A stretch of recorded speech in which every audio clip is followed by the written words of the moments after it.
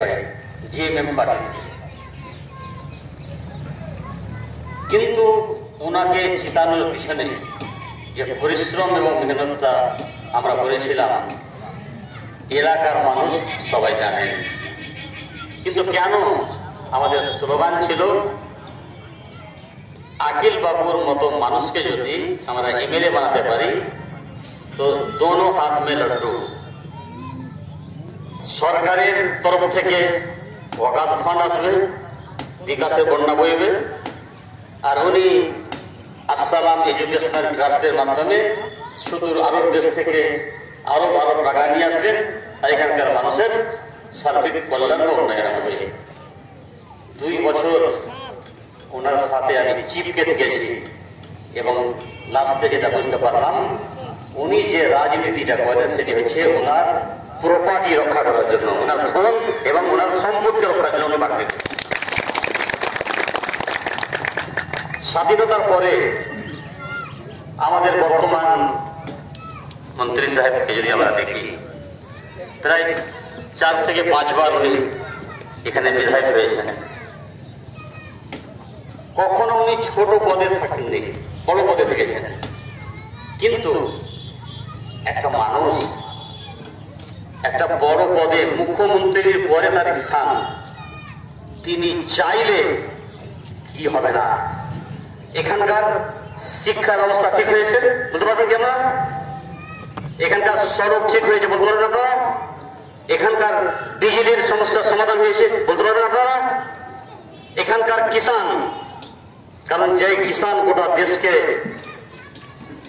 খাবার পৌঁছায়, পলিটিশিয়ান, বিদ্যার্থী, জনসাধারণ মানুষ সবাইকে 2 মুঠি অন্ন দান করে যে কিষান, স্বাধীনতার পরে আমাদের পাকুড় বিধানসভায় আজ পর্যন্ত এই কৃষক ভাইদের জন্য একটা উল্লেখযোগ্য কিছু হয়েছে, আপনারা দেখাতে পারবেন কি?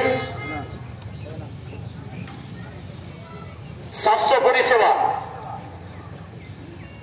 স্বাস্থ্য আমাদের দেশের নিয়মকে যদি দেখি, যেই গ্রামে যে পঞ্চায়েতে 5000 এর বেশি আবাদি, মানুষ তো দূরের কথা, সেখানকার জানোয়ারের জন্য, সেখানকার পশুদের জন্য সেখানে আপনার হসপিটাল হতে হবে।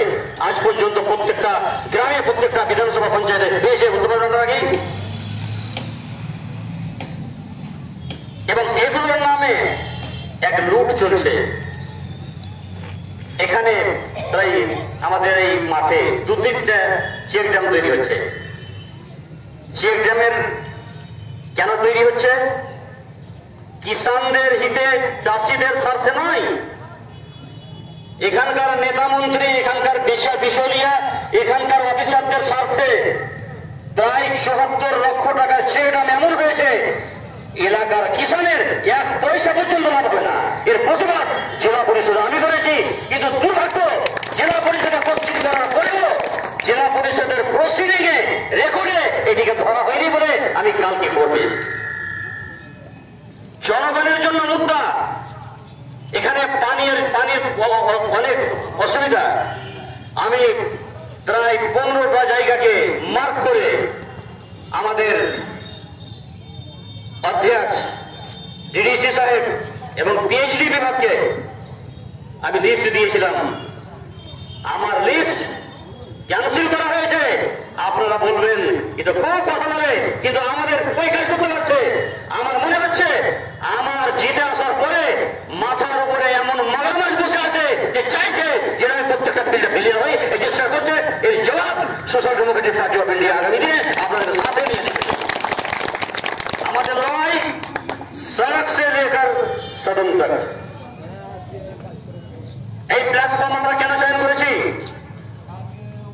কংগ্রেসের রাজনীতি কোটিপতি আরবপতিদের জন্য, আরবপতিদের গাড়ি, ট্রাক, খাবান বিনামূল্যে নিয়ে চলে। বড় লোকেরা গেলে তাদের জন্য ভিআইপি